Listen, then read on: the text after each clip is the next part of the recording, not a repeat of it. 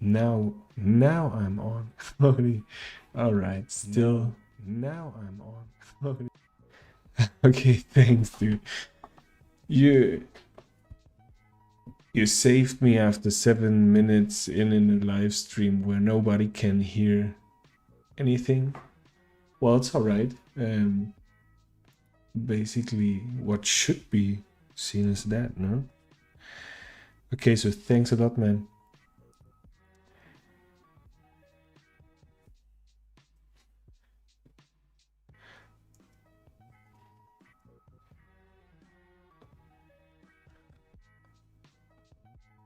Okay, perfect. It works. Cheers. Are you working on something right now?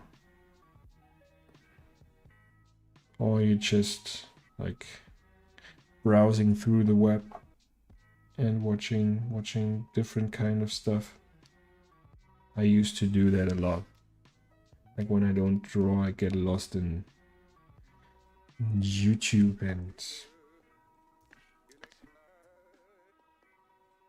yes, and lately as well Twitch.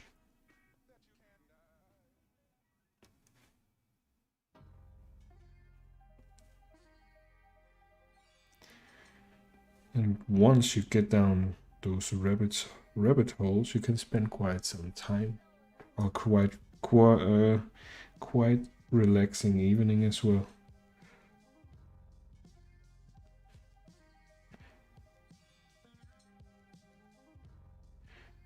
But I always get frustrated and I always get the same suggestions of things I might like.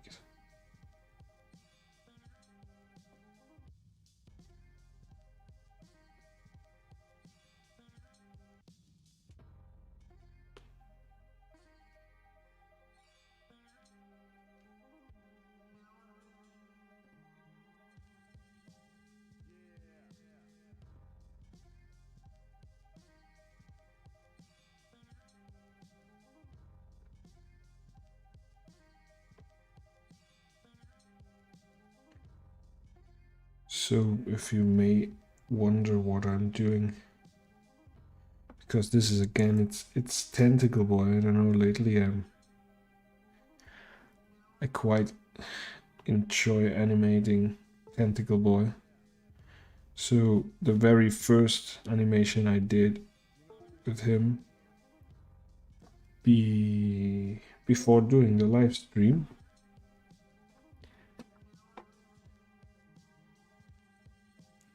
I tried to make him kind of dance or cheer, and I've never finished the animation, the complete, till the final render.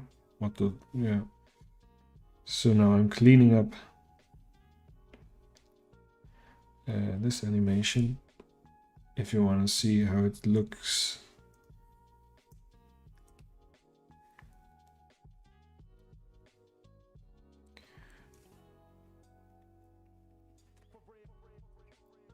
But I honestly... Oh wow, look, it's very bad. Oh, now we get 24 frames per second, so it's fluid.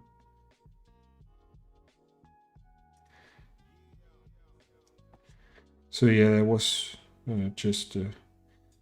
I really went from one kind of dance that I wanted to animate to another while I did it, because it was, as I didn't have any reference of some kind of dance like in form of a video. I had to like dance in my head and try to capture those images, but it didn't really work out. But at least this one I doesn't feel like dancing, but I like the movement anyways, so I thought it's worth finishing him up. And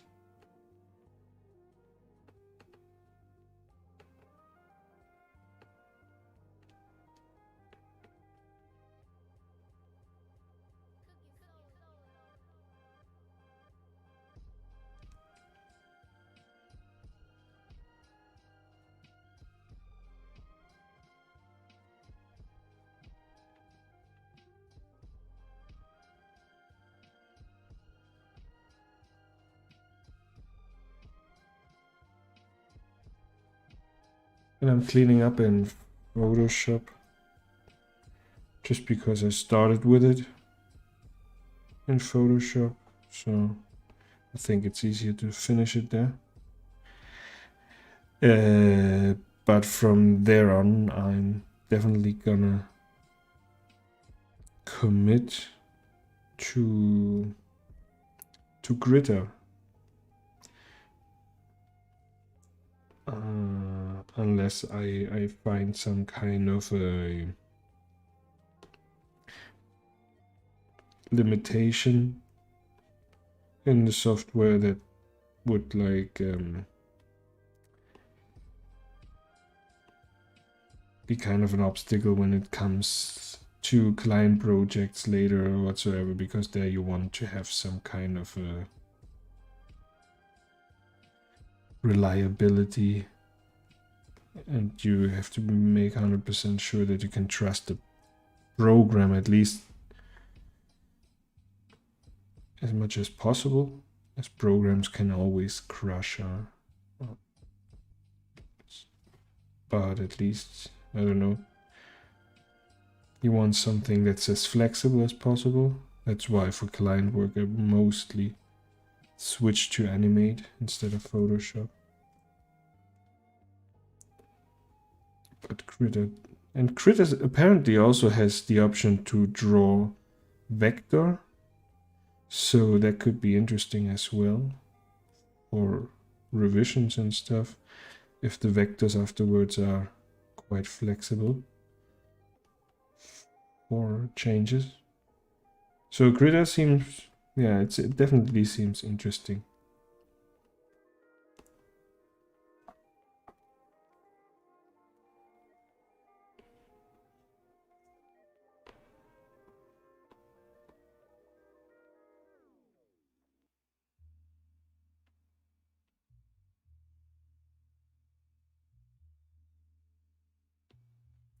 And I figured, like, after having drawn quite many of those suckers here during the live streams, the last 6 live streams, and now I really get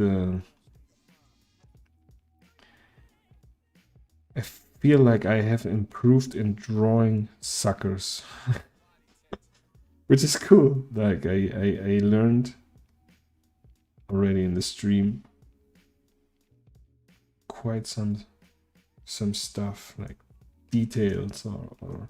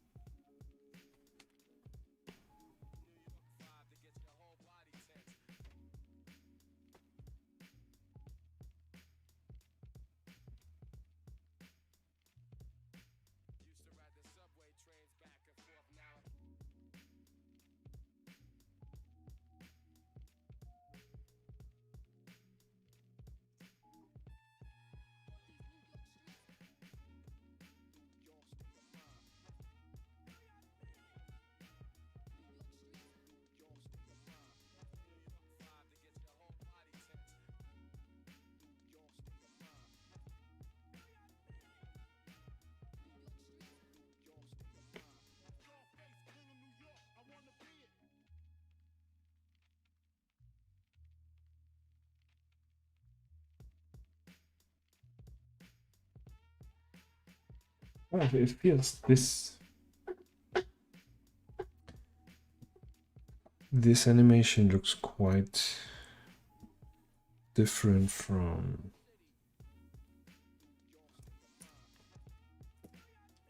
the tentacle boy that we did before. Let's see.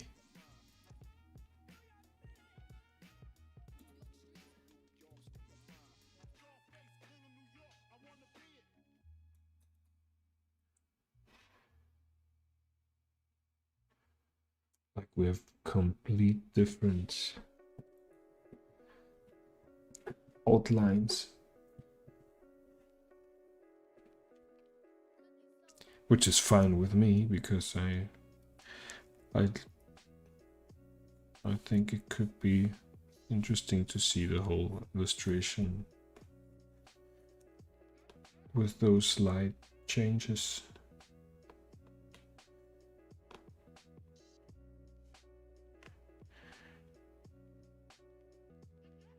And that's some kind of the beauty for me in frame by frame animation, that you have so many different kind of styles that you can create more flexibly, while because you have to draw them. Well, but if you look at movies like Into the Spider-Verse, where, man, the looks are they're different, the whole aesthetics, but so awesome.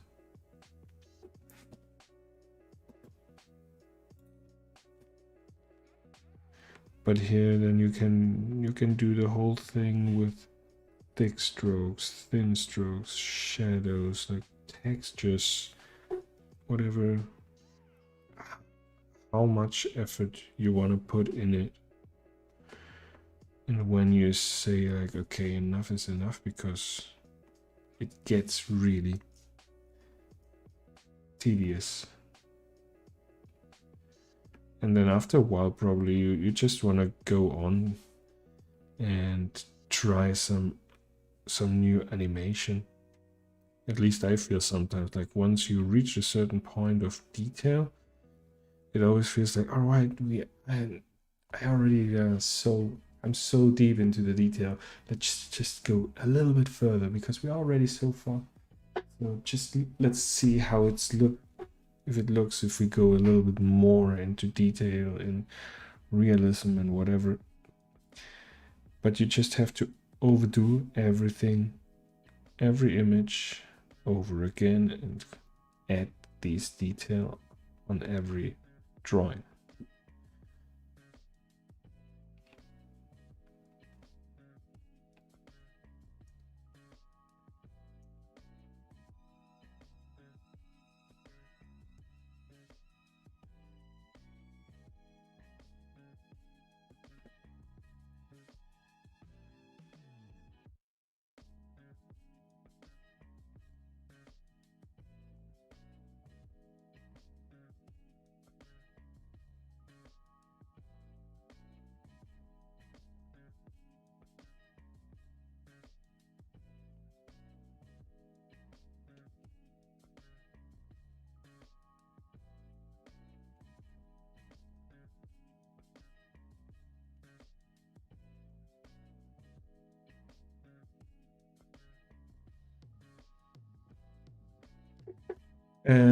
Sergey, regarding your question, I use, before I started with 2D animation, or with frame by frame animation, I was working for 6 years or so just with After Effects, because I started off with motion graphics. I studied motion graphics, and motion graphics was such a huge field where I had like a good amount of time where to actually see which direction I would like to go, and it took me forever, like until I saw the trends in the videos in motion graphics, where they added more and more frame by frame animation, and I was so curious about how to achieve this style, which I grew up with, where I was watching the Ninja Turtles or He-Man or all that kind of stuff. I was exposed to those kind of animations all the time. So when that came on the screen, was entering more and more the motion design industry, it got my attention, and I don't know how actually the decision to do it finally came. I think it was with Photoshop, when they came in with the timeline and the animation option. I started to do some tests, and then started with Animate. So absolutely, I try as well to always combine the frame by frame part with maybe some more graphical elements and make some kind of motion graphics with illustrations that were frame by frame. I think that's something I pretty much enjoy. Yes, I feel it's a very interesting combination when you have typography and graphics and those organic animations. It's pretty neat.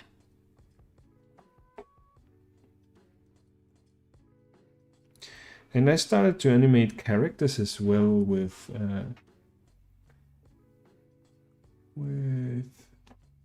what were they called? Rubber Hose, I think. It's a script for After Effects. And it was not even Rubber Hose. I just think I used the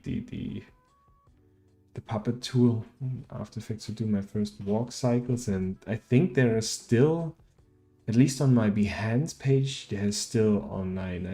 I just saw them 2 days ago.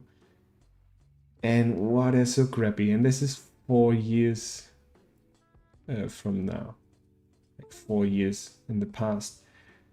And yeah, that was my first intent to actually do a walk cycle. After I got a little bit into the theory of walk cycles. But not really. Because when I then started to read the Animate the Survival Kit, seeing that the approach that how you have to approach an animation, like breaking it down into what are the most important positions and so on and so on.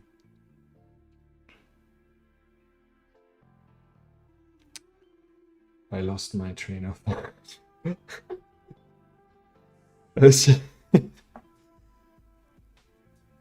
So what for After Effects, definitely try to combine those.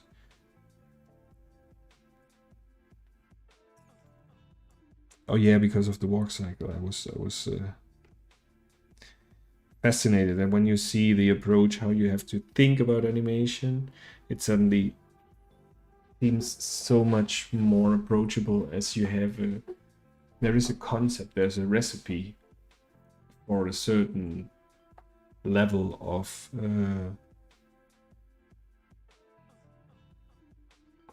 walk cycle. And if you do this walk cycle over and over again, this recipe, you can add your own ingredients in there.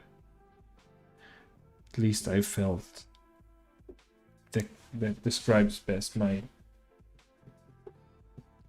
process in the frame by frame animation so far.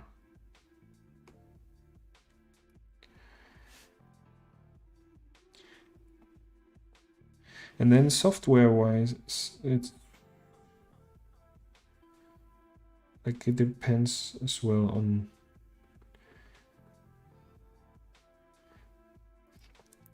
what purpose it has. Like if you really work with agencies and clients, you probably wanna know your way around like the big players like Photoshop and Animate. I think it's definitely in the motion design industry, at least what I've seen, mostly the tools they use. I heard once in a while TV Paint and very little Toon Boom. Toon Boom seems more like the go-to when you do actually such. I don't know. I'm not just guessing, but if you really do long pictures, but I can be totally wrong. I think it was pretty detailed on was quite wide, program wide. I think it's definitely for the super pros, but I can be wrong.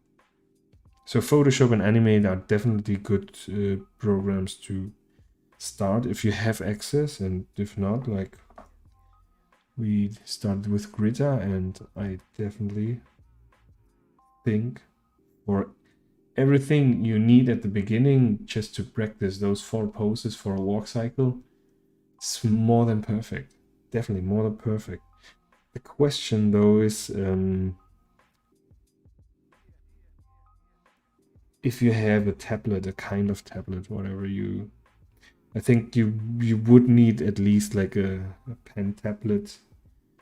It doesn't have to be like those monitor tablets where you can directly draw on like monitor like, but those tablets where you that you use instead of a mouse, I think would be the minimum. Maybe, I don't know. Not to limit anybody, but it definitely helps you a ton. So you may want to consider at least this tool to have, but I think everything else is quite achievable as you have the free software and all the internet to your that you can access. Okay, so now I have the outlines, and then I'm gonna do the coloring.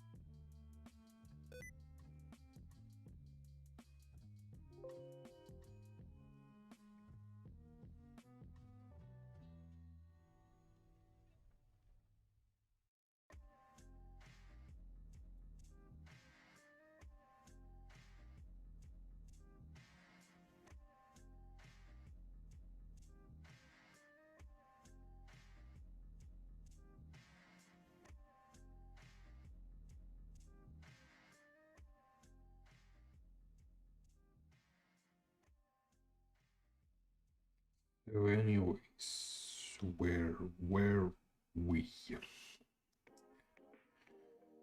Let's do some coloring. See actually how one. Let's do one complete one to see actually how it looks with those thin outlines.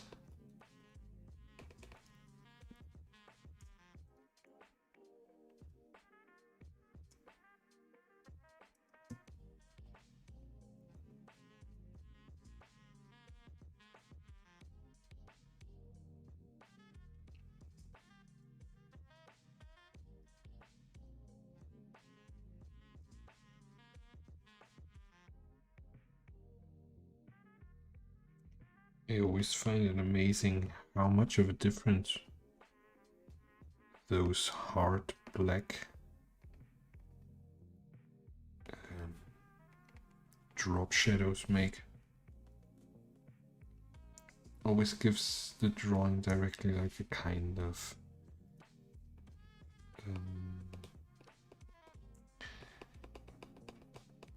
like a render. It always it gets a depth definitely, and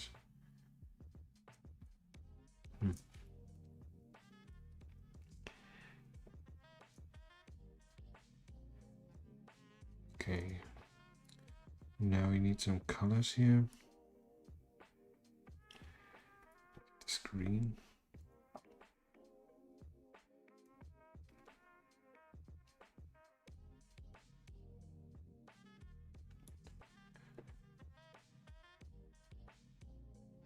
Wow, it's amazing how colors can change everything. Or how much they actually like affect a drawing or illustration.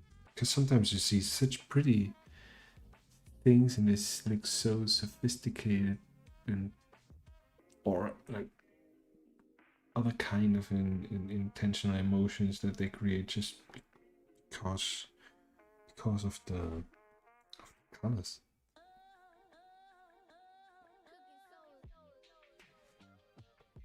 And I definitely cannot imagine any point in my life where I, well, and so many other things as well, but where I actually would say that I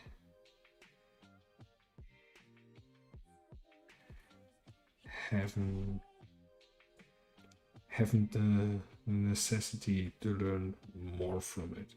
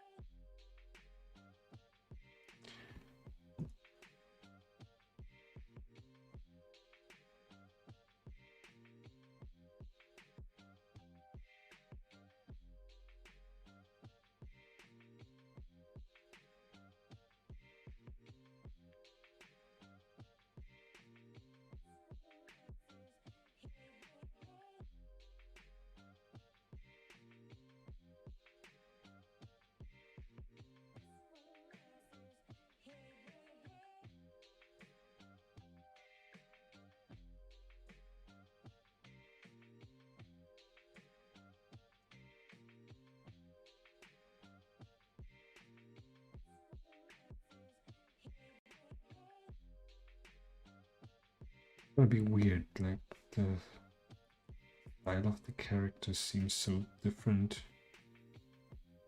Here we don't have that much of hard drop shadows. Here it seems so much more. Ah, because the eyes. Look at that. They're not supposed to be like that.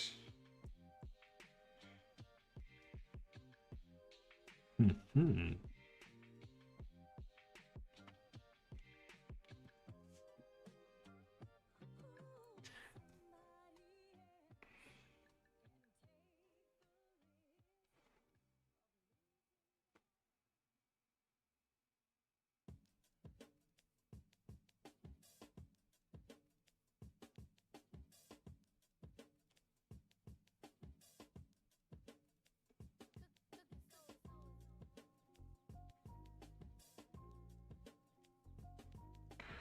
Maybe that changes quite some. That changes it.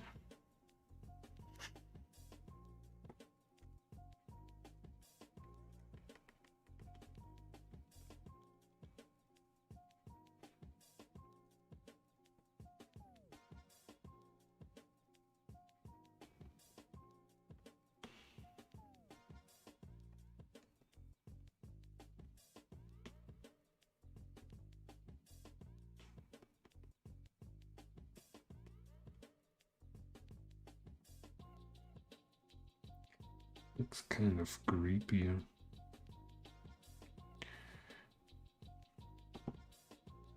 Well, we'll see. Now let's get in some specular.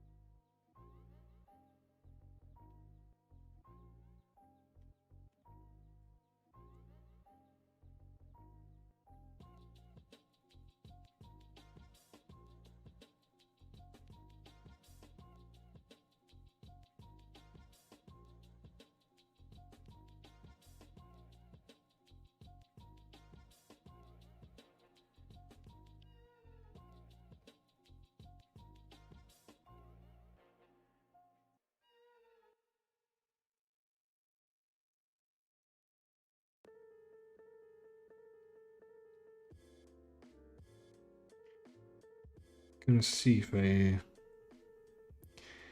keep the specular like so. Oh, looks nice.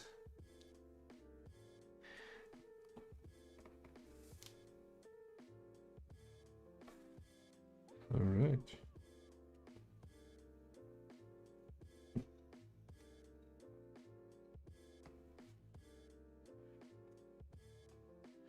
That's pretty cool. Like you could do basically hundreds and hundreds of different animations of this character using always the same colors, but changing some kind, like changing the render technique, and see what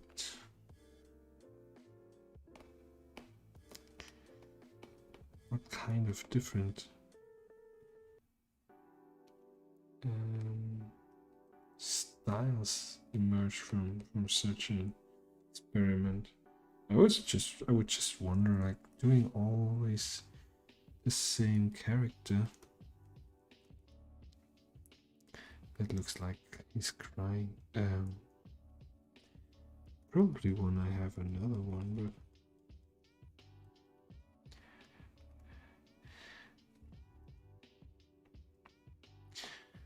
the problem is I tend to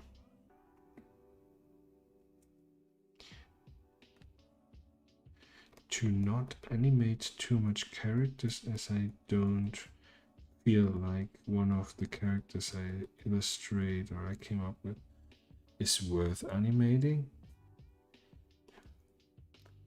So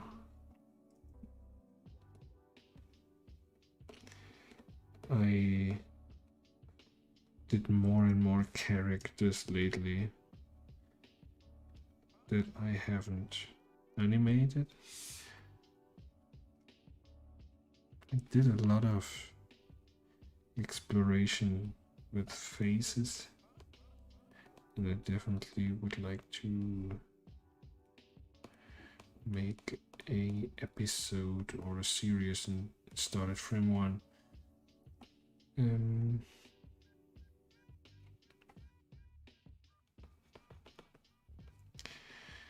Where I animate facial expression. I think that could be a really cool topic to practice.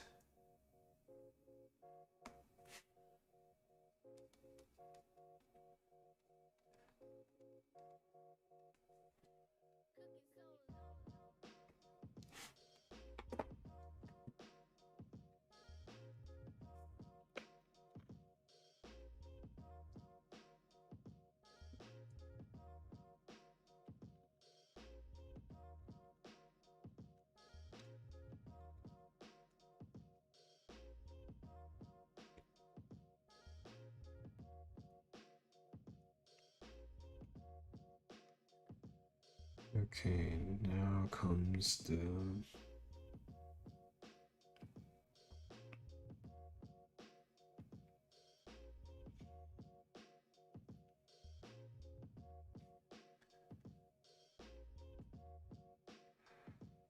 see what we had.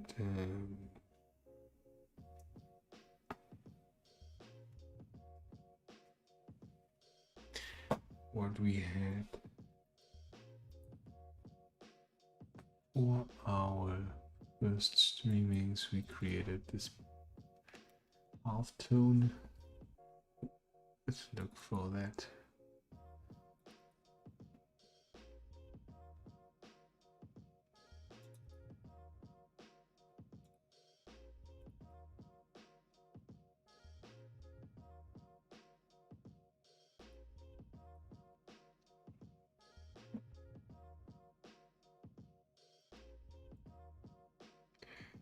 Okay.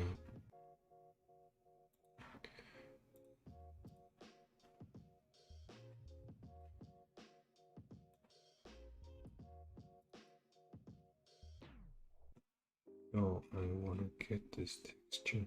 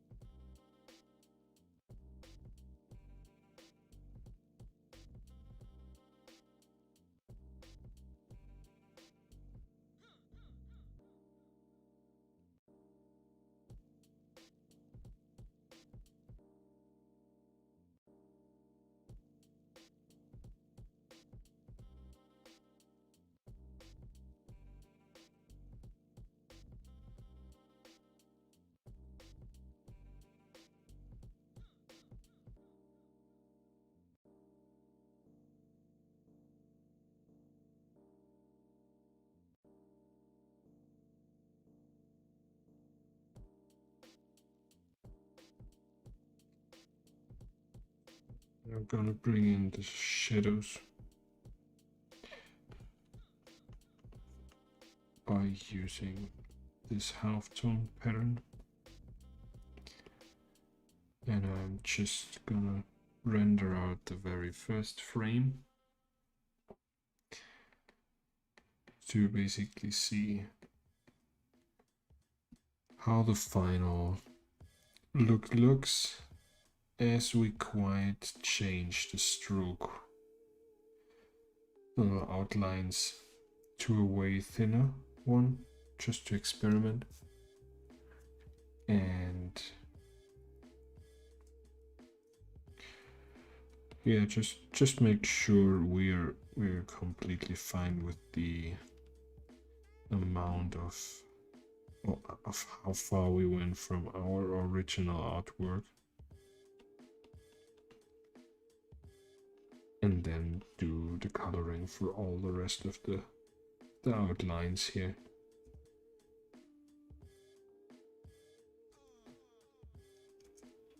So, and then later on, maybe I put in some particles, or I don't know, like with the draft here. I already put in some bubbles to make him like get some kind of underwater, but only for this arm. Maybe I'm gonna add this as well. It's quite understandable that Tentacle Boy lives under the sea, right?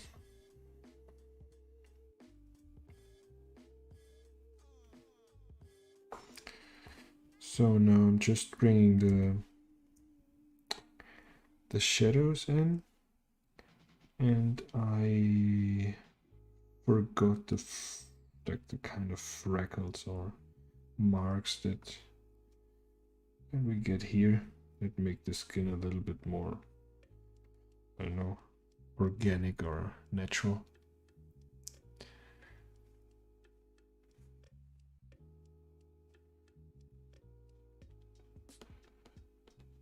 And the good thing of doing another animation of the same character is pretty much that you already know where you want to have your shadows. I know the shapes now, and can therefore continue quite quickly.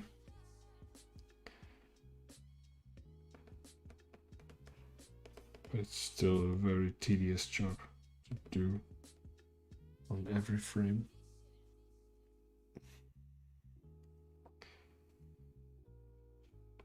So here, maybe where I have the hard shadows, I also want to bring in a, oh, wrong color. Bring in the halftones too.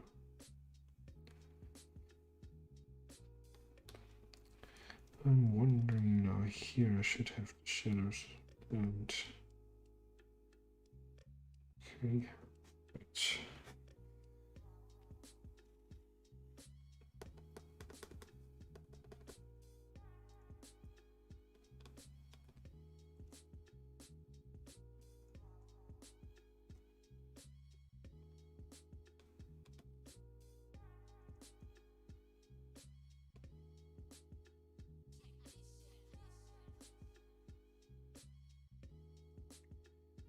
Okay. What? So we have our reference still on. Okay. Oh, here we're gonna need the shadow to get in the perspective.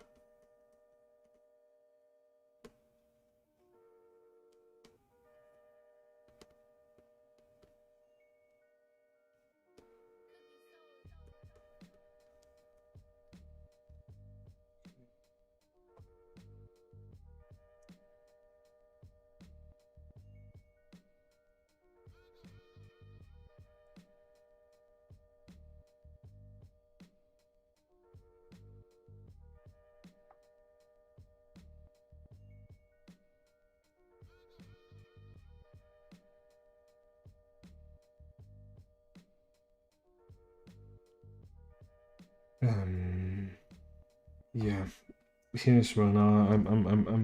I'm feeling like losing a little bit of the sense what kind of detail actually will later be seen in the animation. But sometimes when I do personal stuff like this,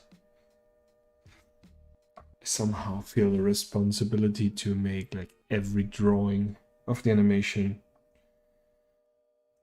be worth like a print.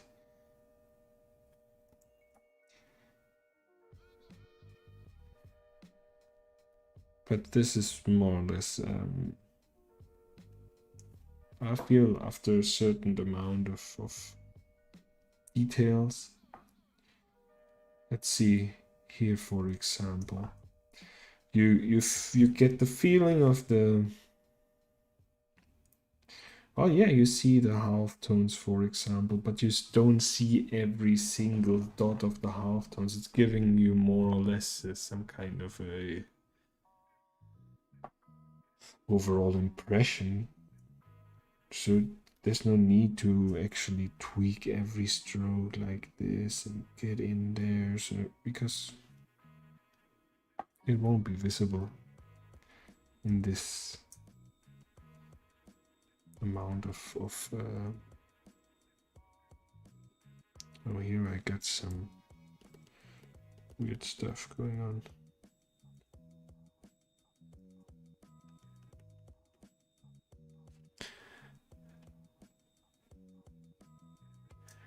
Hey man, hello, Sebastian. How are you doing, man? Cool, you did it.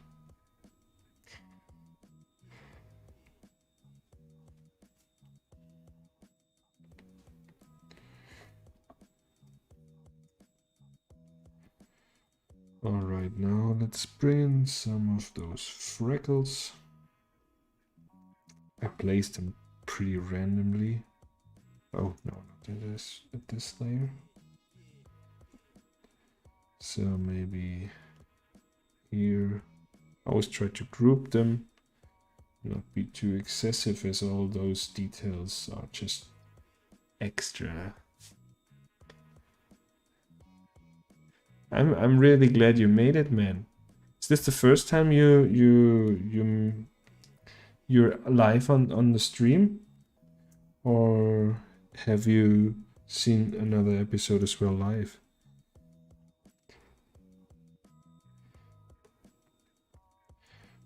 Because this today I also wanted to. I didn't announce it too much, as I wasn't sure if I can make it. But as I had still things going on that I had to do, I thought, yeah, why not stream it and see like the traffic that's going on at that time. About Mattesi, yeah.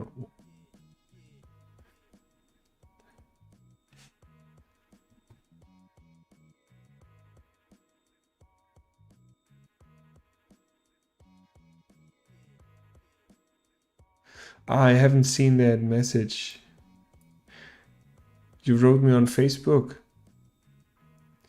Yeah, I totally agree that like rewatching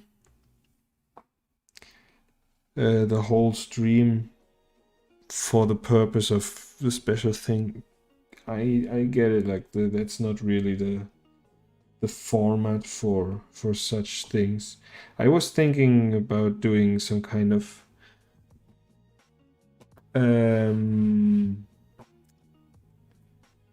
recap videos of the streams to see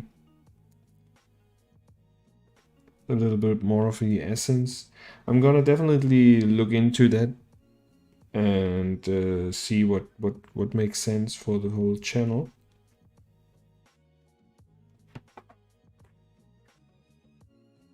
It's 10 p.m. Yeah, here in Spain as well, man.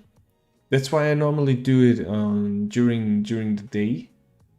I don't know what. Normally I do 2 p.m.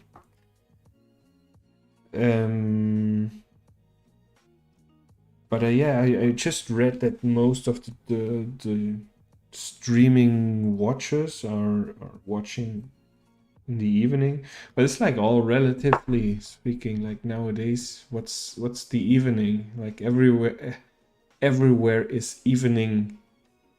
Somewhere it's evening all the day. Like so.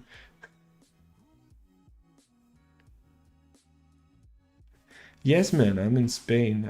I'm sitting in Barcelona. Originally, I'm from Germany, but I live in Barcelona.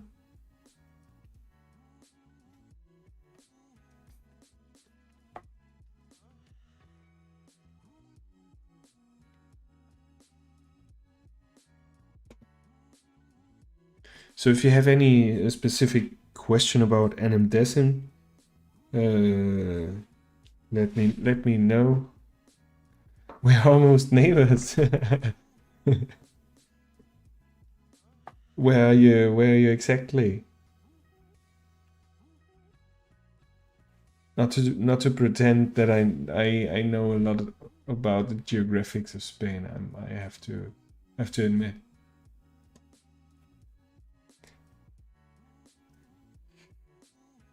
All right. I think I have to start to name them because it's getting a little bit fill and shadow. Let's call it shadow. Okay. So we were with the freckles. Let's put in a few more, maybe here. And he looks good. Why not? Why not?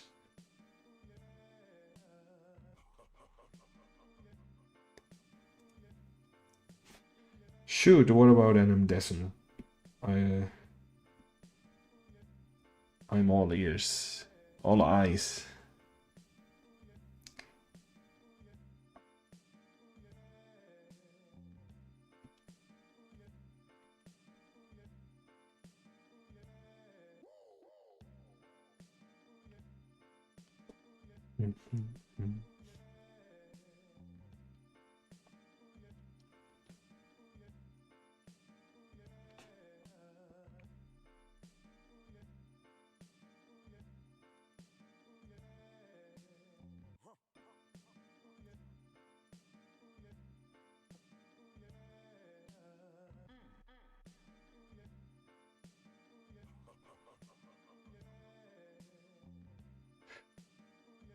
Oh, have you seen the link that I normally I try to put it in the comment in the description of the videos on YouTube. There should be the link where you can download NMDesm, and it's such a long time since I installed it, dude. I cannot actually tell you how the process is, especially and I don't know. I work on Mac and a PC, but I'm 100% sure that that there should be a kind of instruction. I think I remember having seen some kind of an instruction video back then, but I'm really not sure where that was. It's an extension, yes, right.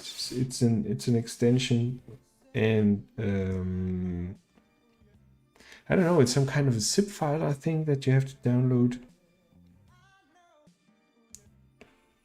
But I'm pretty sure I've seen when I installed it. I've done it with some kind of instruction videos. So maybe there with those you find the way to install the script.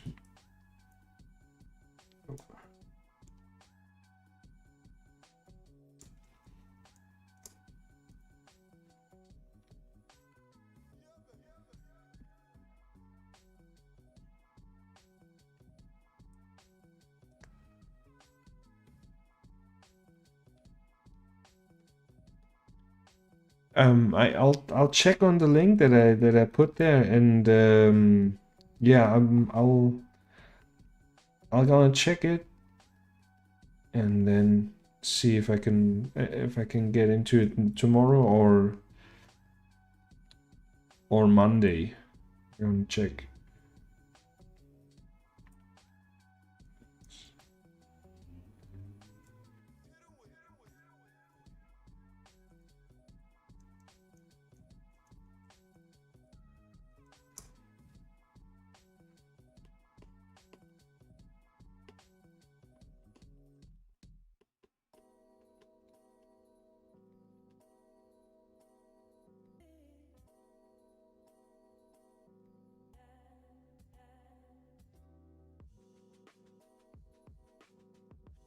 I'll try, Sebastian, but check on the web anyways. Like, see, I think I definitely gonna I would first get into,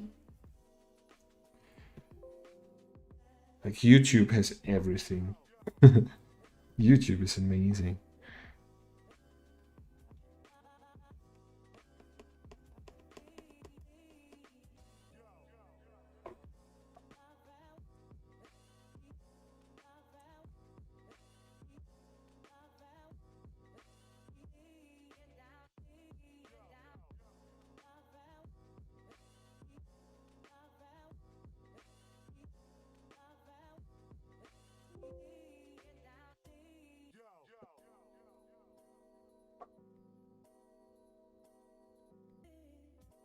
Oh.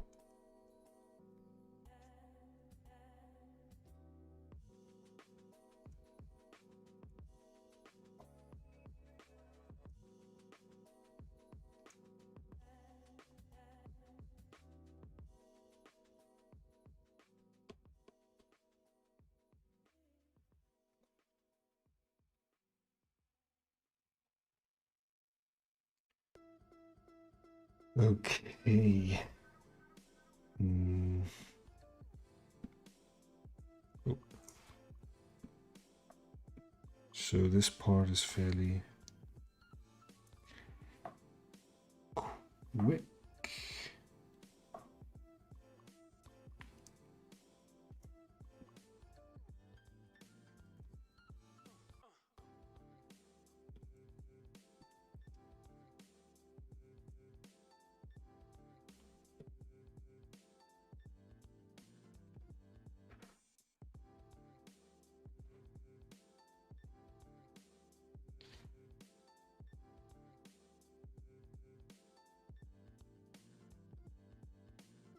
For me, it's also the very first script I installed. I've never installed the script for Photoshop, so for me it was also I didn't even know there were scripts, which is kind of dumb.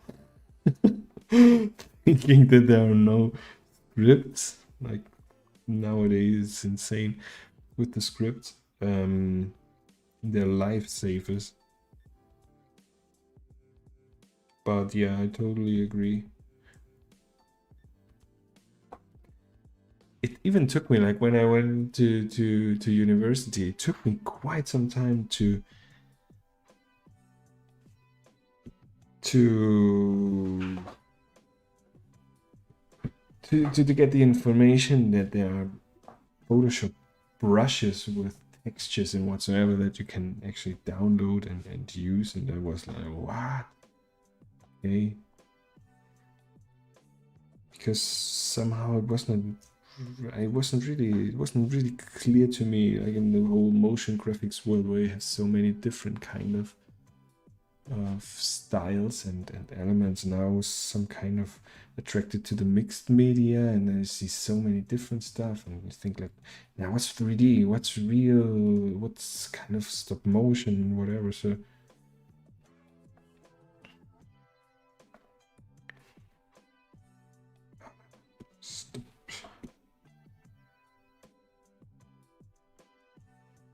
definitely not the color we want.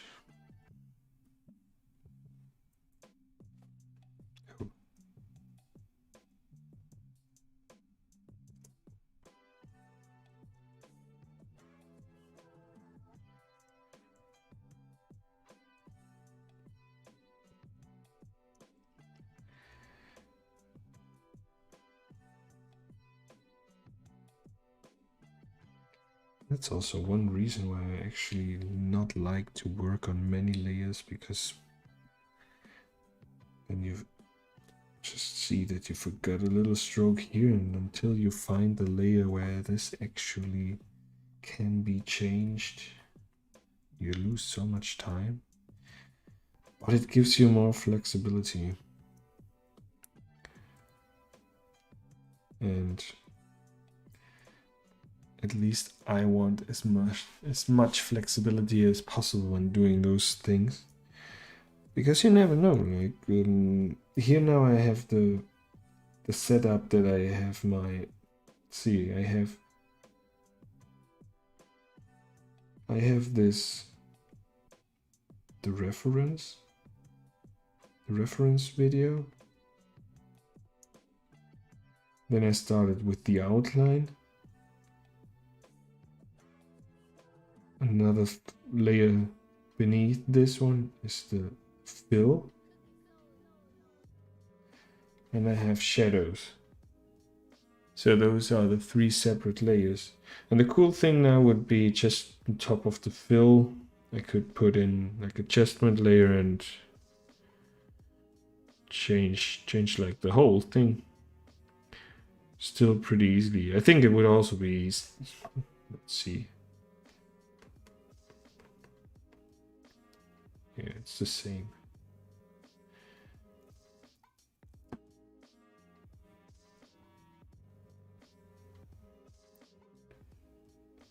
So yeah, you probably could do it as well on one frame, on one layer. But then still, I feel like if something screws up, I have options. And as you don't want to repeat more than actually necessary when you do frame by frame animation, I tend to over save and over save copies and whatsoever, just to make sure that nothing ever was in vain.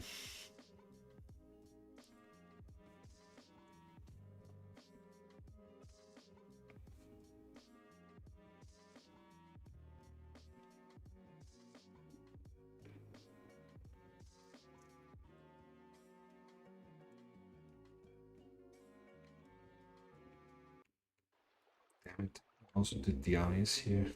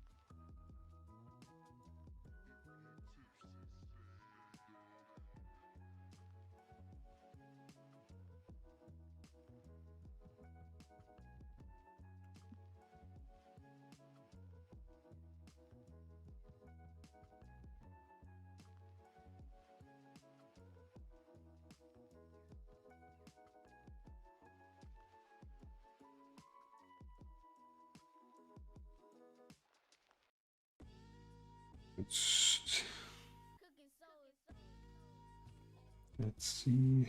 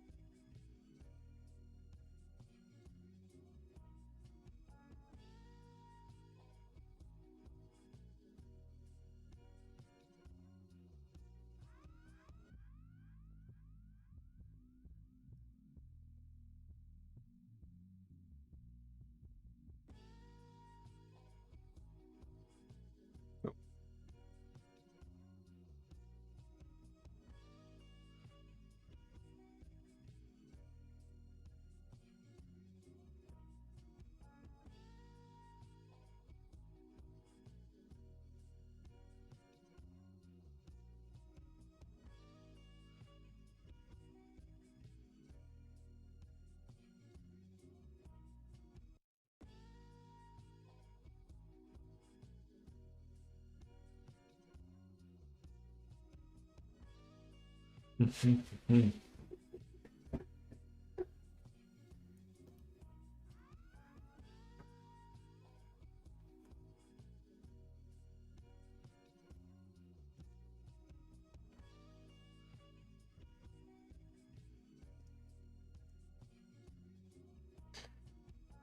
those are now those elements that you want to get right and don't risk any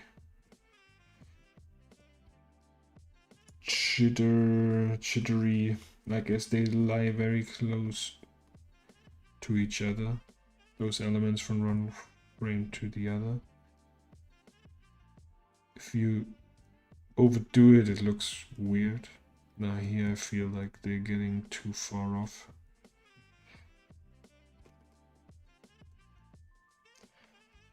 But I give it a try anyways,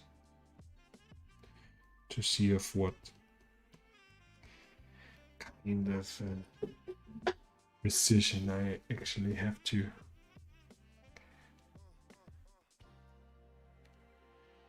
draw all this stuff, to pay attention.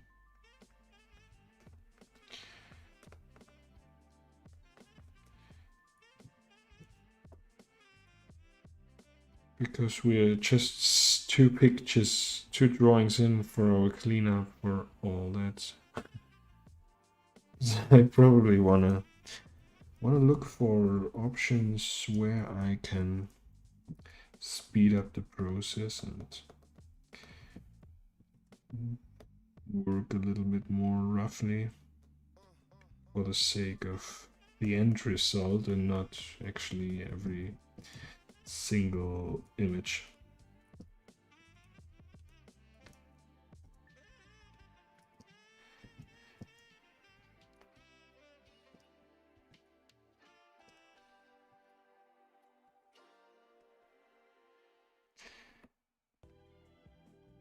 So I always toggle now forth and back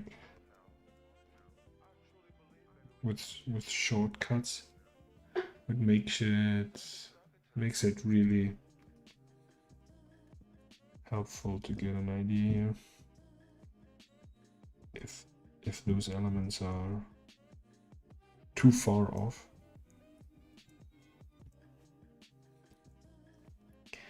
And this one kind of does.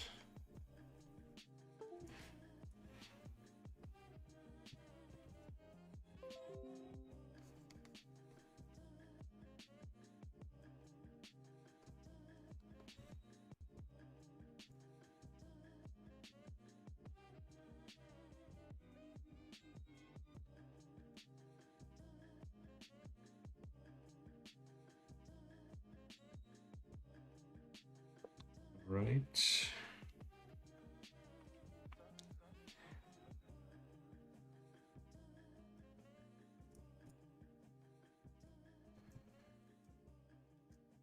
See, where else do we have our elements? Our specular light highlights that make our character this, it gives it this slippery surface. Like the thinner you do those lines, I think the more the more gluey, glibbery, mucusy the texture will look.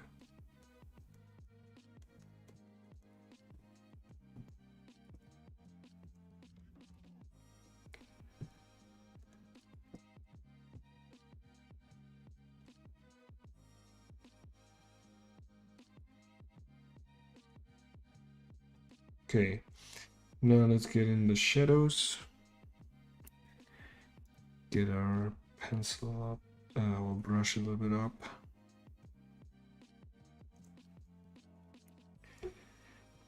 And here we go.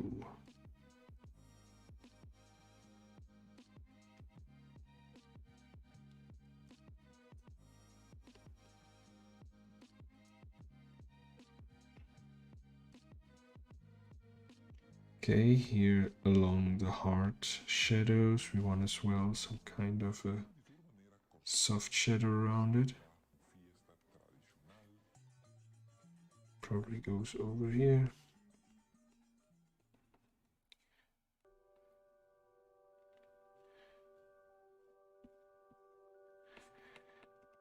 And with this halftone pattern, we mark the lower side of this cube-like upper body. Oh.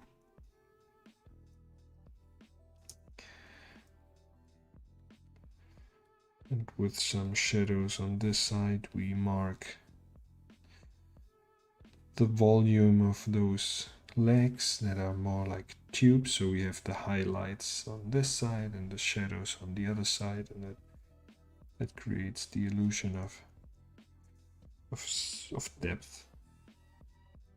Here as well, where this hard shadows we get because of the overlapping part of the sock here. It throws that hard shadow, and we want some soft shadows maybe. That point as our light source comes from this direction here. Basically, he's lit from the front.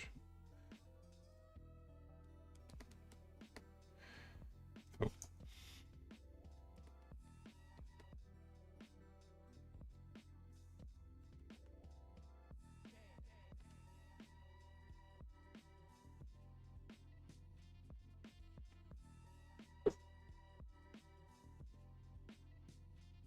Okay, then a little bit of shadows here to also give it more depth and mark the round shape or the round volume. Therefore I get this round lines here. Kind of jumps. I wonder if this let's bring it down a little bit.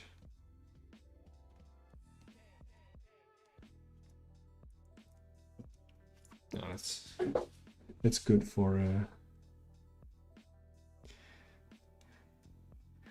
the cool teeth in the house. Hey man. Yeah, this is our first night stream, so to call. And I wanted to see how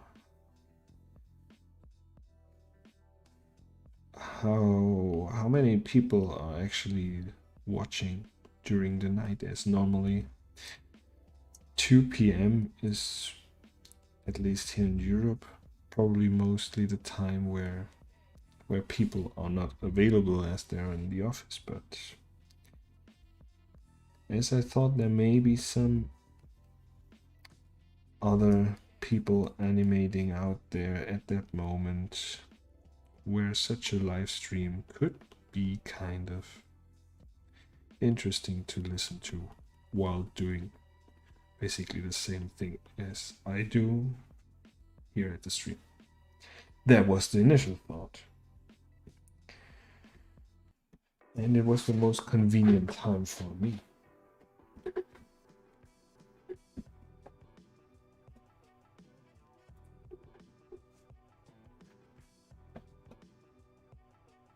I have some kind of issue here on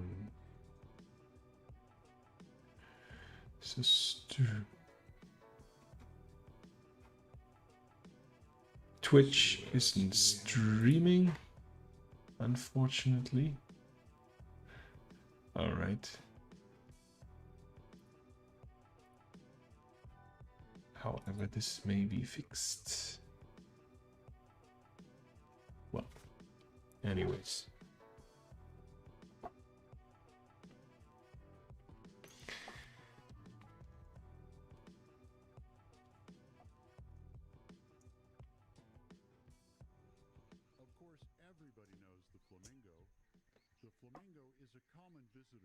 So in the thought behind the time for today was also I wanted to get this other animation. You may wonder what Tentacle Boy is doing here But this was a kind of animation I did.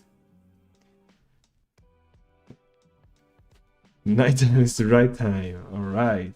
And Adam is also here. Hey, Andy. Good to see you again. Thanks a lot, Adam. Nighttime is the right time. Yes, absolutely. But sometimes, like, when you do the streaming, like, it's a... like, you want to stick to it. And I felt like, I don't know if I'm up for a regular schedule at night where I probably just want to turn off the screen.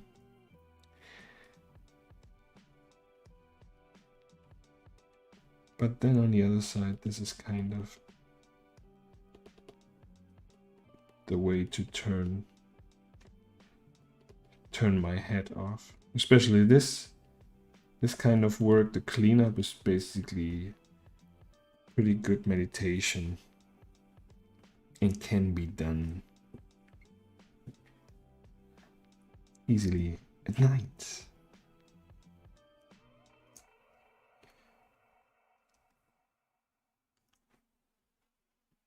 So let's see if Twitch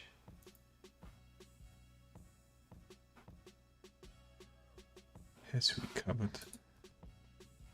Thanks a lot, Adam. Nighttime is the right time. Yes, absolutely. But sometimes, like...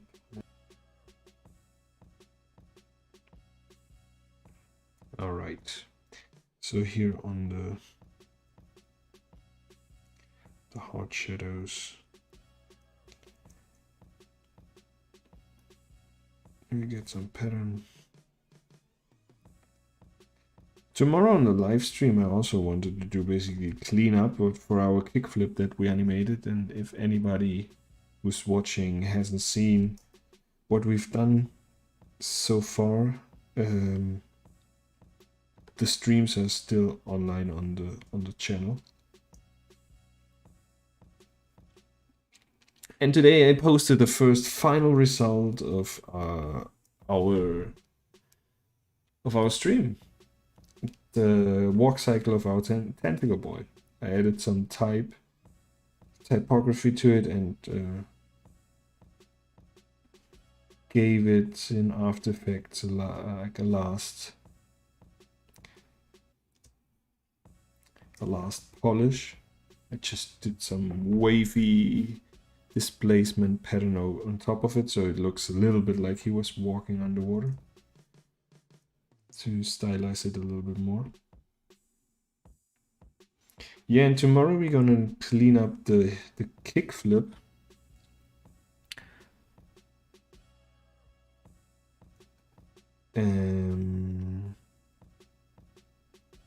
But we're gonna do it in Gritter, the software that I started to try since the last stream.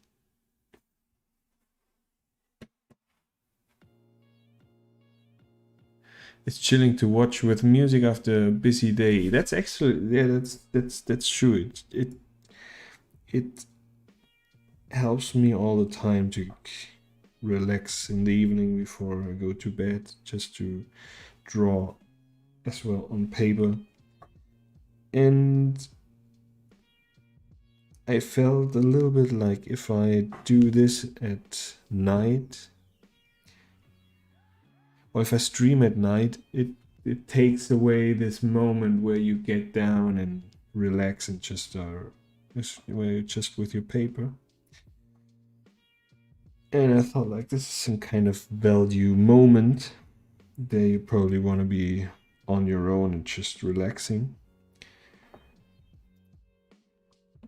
But the other day on the chat, I had such a, like, the last streaming, I lost you, Tommy, on the last streaming. We had problems with the lights went off. But then afterwards I continued streaming and it was really, really fun. Like the chat, the chat was quite active and pretty cool. So I thought, yeah, well, if I'm sitting here all by myself, maybe there's some kind of companion, a virtual digital companionship out there. And it is.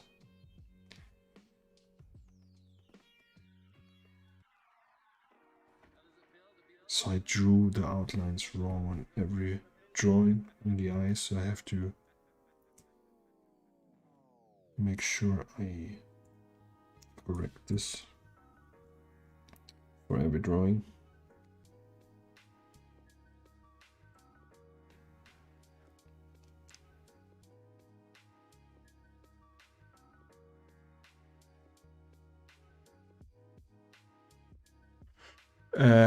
If I use custom brushes, yes, there is, especially for Photoshop.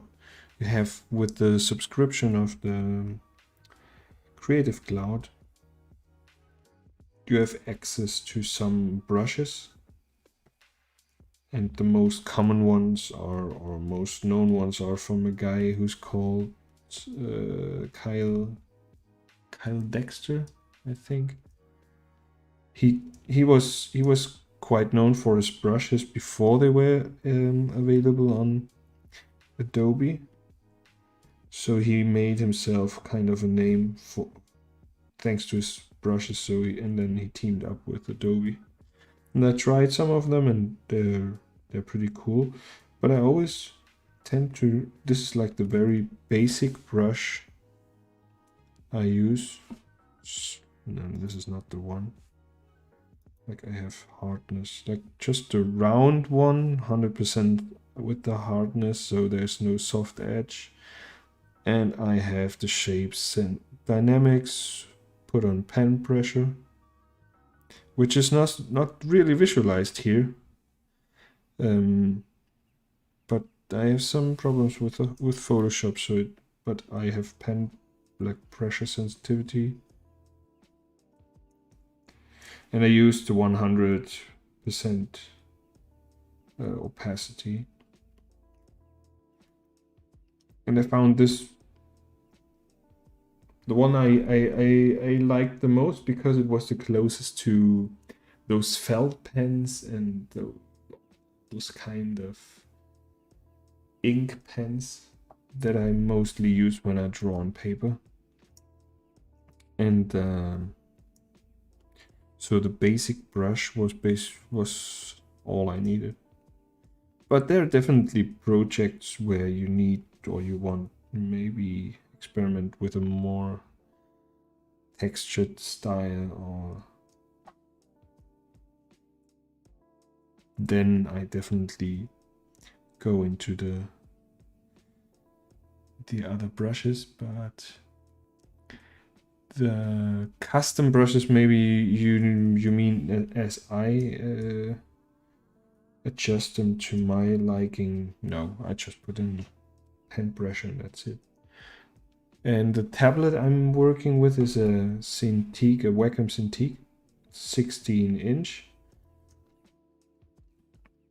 And I'm really happy with it. I bought the Pro HD or whatsoever it's called actually, which has a 4K resolution, which is nonsense basically. Then they brought out, like, not that, like a year, 2 years back then maybe already. I don't know if time flies by. They made the Cintiq 16. Well, there are two 16-inch webcams. One is 4K, the other one is only full HD, and I totally recommend, if you think about getting a Cintiq, which is an awesome tool, but don't get the 4K resolution, because you don't even use it 4K, and because the whole thing with the high resolution on the 16-inch is so small, so you don't even want it on. I think I have, I don't know what the resolution is, 2500 pixels by, I don't know, So it's more than full HD, but you could easily work on, well, you don't need 4K. Full HD, I think, works fine. But there's also a possibility to connect the iPad.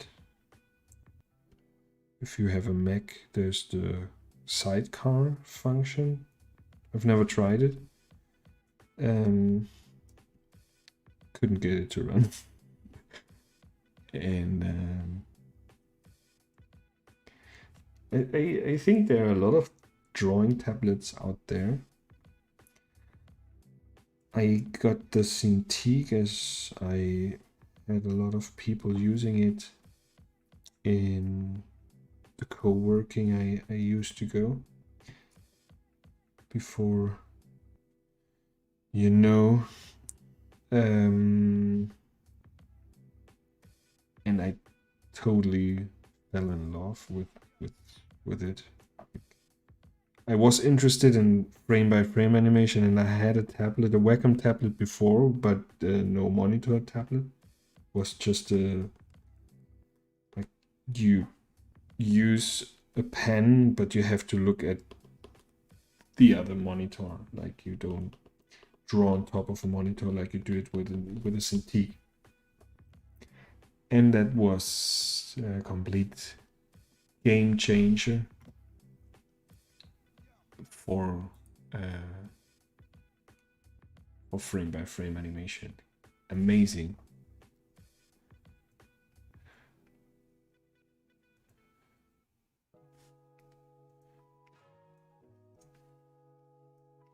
And it feels so natural compared with a tablet where you have to look at the monitor. But then again, like, I don't know, I had a Wacom Bamboo, which is like €100, and that coming from the mouse, only from the mouse, going to a tablet was amazing. And I remember I was watching back then when I really had no idea from anything. I saw videos from people drawing on a program. I tried to, I couldn't imagine how good they were drawing with their mouse in that program, and I wasn't able, not even getting close to doing the same thing on Windows Paint. So that was basically it sounds like this was the first time I opened I opened the computer and I heard about the World Wide Web or something.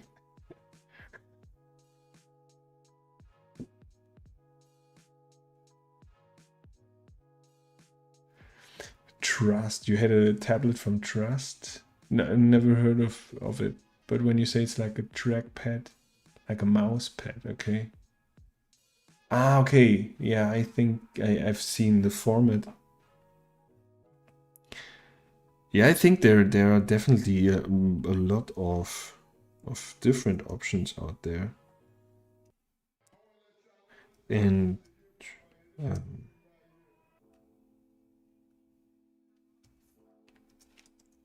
it's as well like according to your possibilities or to your, like you don't always need, like I would love to have the Wacom Cintiq 27-inch, but I'll do fine as well with a 16 one, and the same as if you can get a 16-inch one. Well, there are other options out there. Don't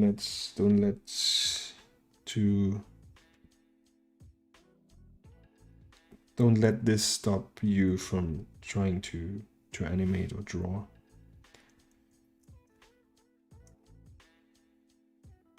And the same again, like with the software as well. Like so many people, it's like this common question where what software did you use? And saying, well, Actually, it doesn't really matter that much, and I'm so positive about that. Like, the software doesn't matter that much. Okay, that much said.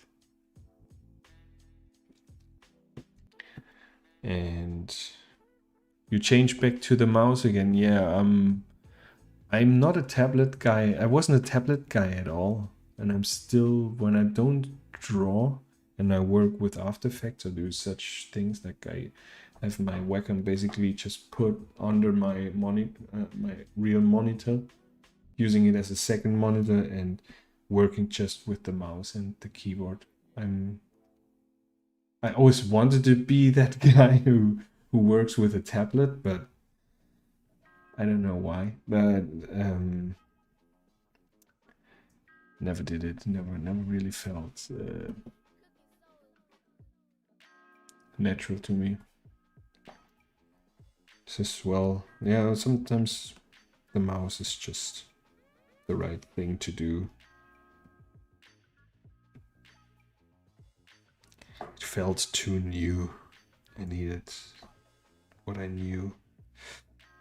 It's the same with the, I don't know, when all those smartphones came out and you had then suddenly everything was scrolling with your finger, and suddenly, like, the direction of the scrolling on your mouse changed, and you until that point you can always put it like the other way around. And I'm still using it like the very first time I used the mouse without any smart screens. I don't know if you can relate to that and know what I mean. But there was suddenly this thing, like, now the computer has to move like a phone when you scroll. And maybe that option was there all the time, but then they activated it from the beginning. I don't know. But it came with the smartphones.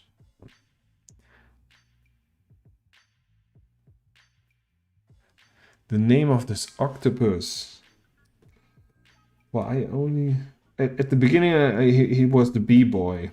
Because I was inspired by some B-boy breakdance videos on YouTube. So I called him B-boy. And then he came Tentacle Boy. And I don't know what we should call him. And as we are now 7 episodes of the streaming in, we're still working on Tentacle Boy. He feels already some kind of a mascot to the stream. Although I'm really looking forward to also experiment with other characters. But it's definitely like, I normally when I illustrate a cool character I like, and I do one animation with it, and that's it. And then I go to the next character. But, like, why not do all kind of different stuff with the same character, like, without any purpose? Like, you don't have any scenes or whatsoever. At least that's what I like to do. I just try to discover, okay, now I'd like to have him move like he was dancing or whatever. He looks like a fisherman. But yeah, man. Yeah, the hat definitely. But how do you explain those flip-flops and those socks? I don't even know. Like, I was inspired by this breakdancer who moved so crazy. Like, he just looked like an alien. It was insane, amazing. And then when I started drawing, I didn't even think about that. But as things happen, like, you draw and then suddenly things go their own way. And then I ended up drawing this tentacle one. I think, like, the second step was definitely the mustache. As I somehow like have a strong, I don't know, the mustaches are just they rock. Like, and they give so much amount of additional depth to a character, I feel.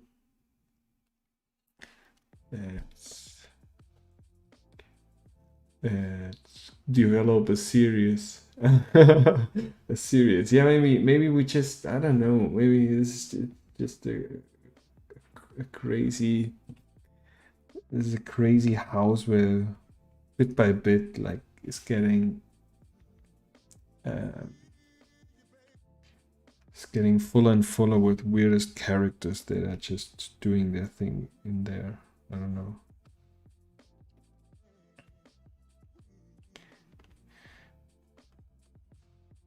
Yeah, but those quick, like, as you see, the process is so insanely time consuming that you don't even, like, in your free time, doing a too complex thing, you need the kind of I don't know, consistency, like really looking. I always have the problem, like, I have too many ideas, and I totally get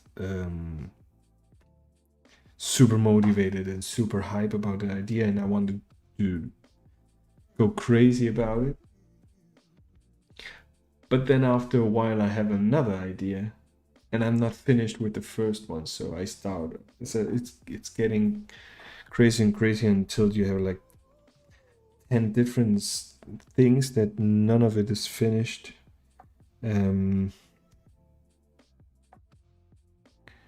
That's kind of a problem.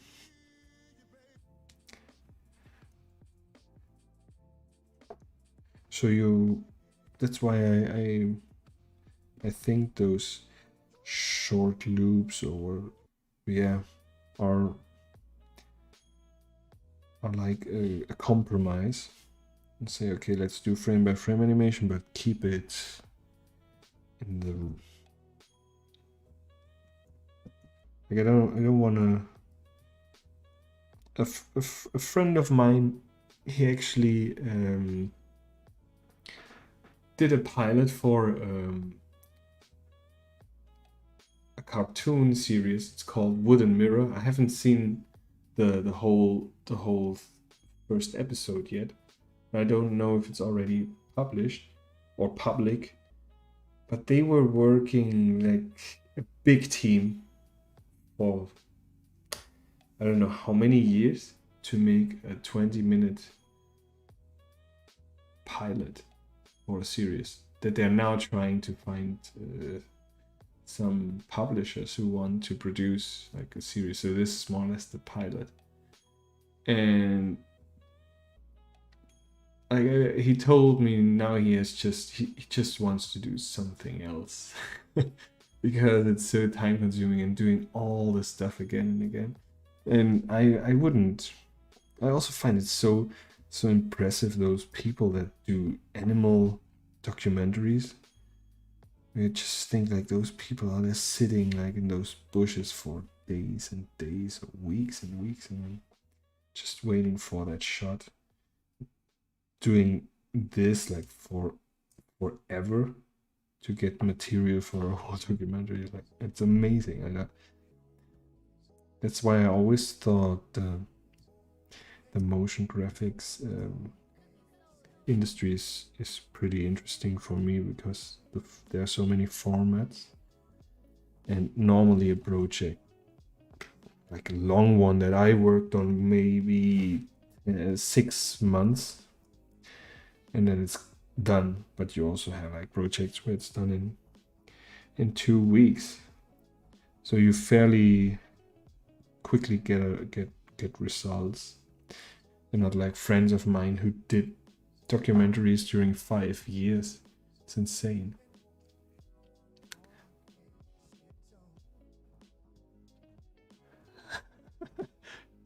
Did you try out 3D modeling? I didn't try.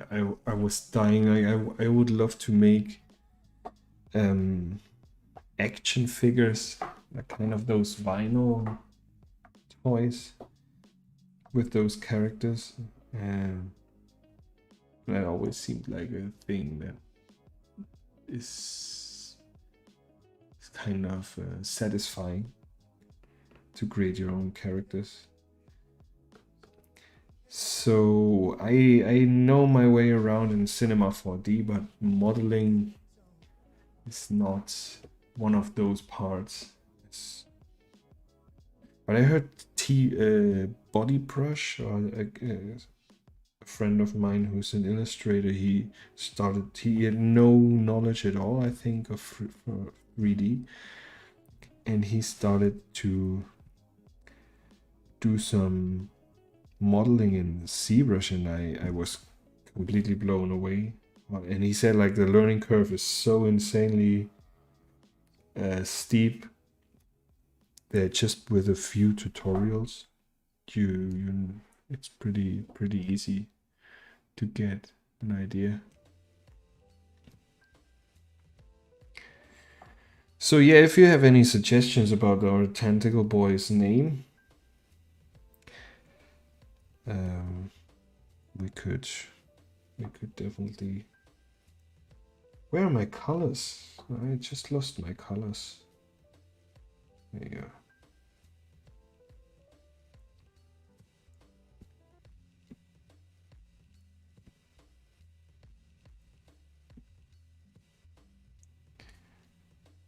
Okay.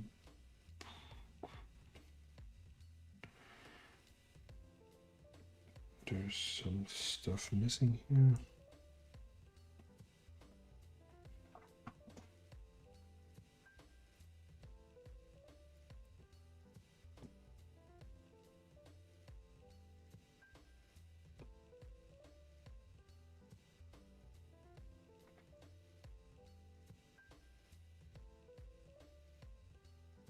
Oh, I was on the wrong layer.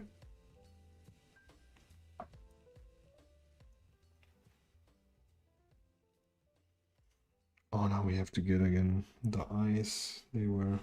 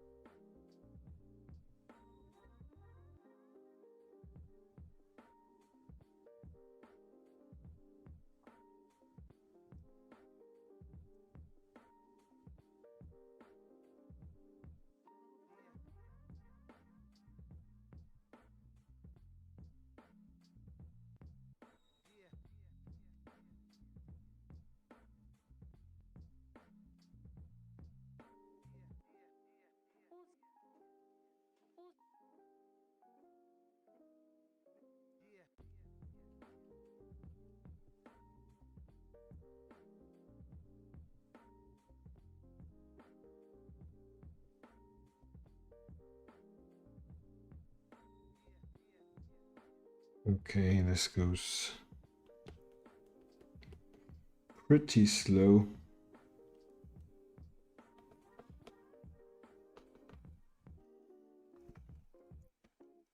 But who's in a rush?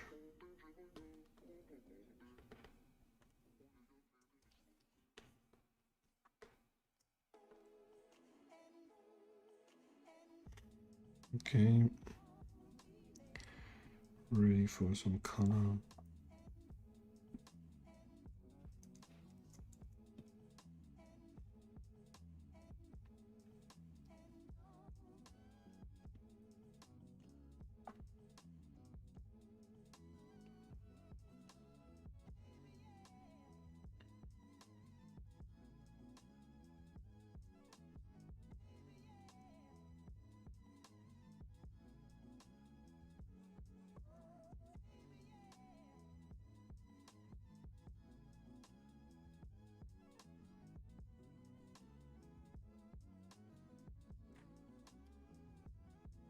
I need a drink.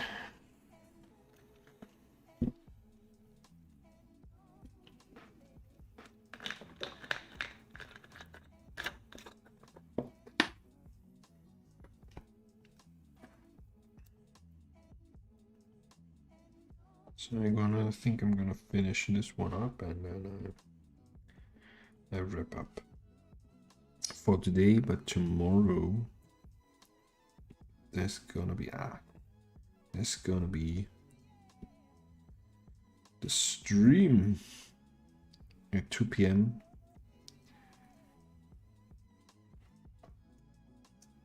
Central European time.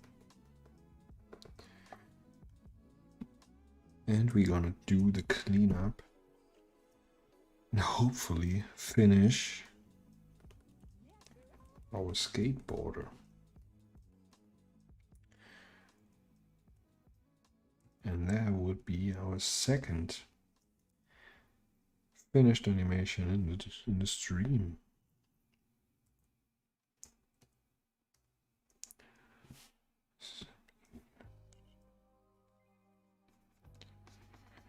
And then afterwards we will see. We could do so many other stuff with Tentacle Boy. Ciao Tommy, bis morgen. Hoffentlich.